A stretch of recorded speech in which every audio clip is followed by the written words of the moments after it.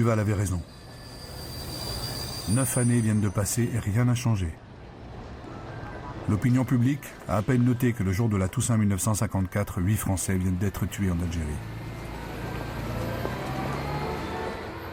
En revanche, le pouvoir politique, pourtant informé par les renseignements généraux d'une action imminente, est comme surpris. Pierre Mendès France a été nommé président du Conseil au mois de juin pour mettre fin à la guerre en Indochine. En Tunisie, il s'avance pacifiquement vers l'autonomie. Il refuse de débuter une guerre dans un département français, car ce serait une guerre civile.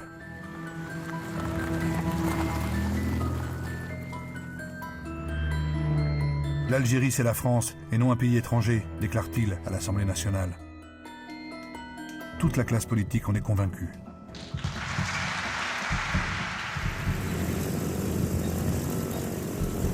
Puisque l'Algérie, c'est la France, c'est son ministre de l'Intérieur, François Mitterrand, 38 ans à peine, qui se charge de rétablir l'ordre. Les informations dont il dispose lui font penser que les attentats sont l'œuvre des services secrets égyptiens.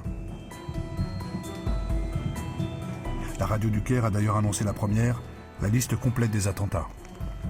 L'Algérie, c'est la France. Et la France ne reconnaîtra pas chez elle d'autre autorité que la sienne. Et nous châtierons de manière implacable, sans autre souci que celui de la justice, et en la circonstance, la justice exige la rigueur, les responsables.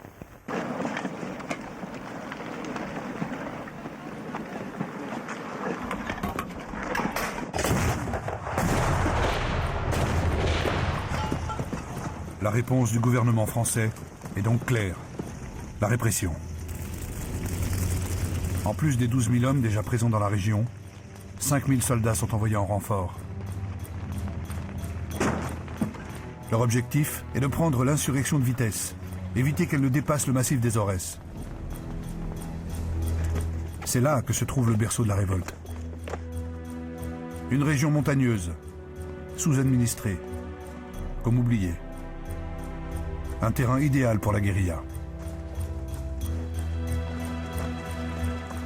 Le 8 novembre, une semaine après les premiers attentats, le dispositif français d'encerclement est en place. Ceux que l'on appelle les Félagas vont être écrasés.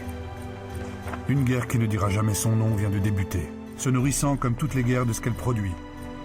La violence et l'humiliation. Et ce sentiment couplé à la misère sociale va pousser de plus en plus d'hommes dans les rangs de l'armée de libération nationale, l'ALN.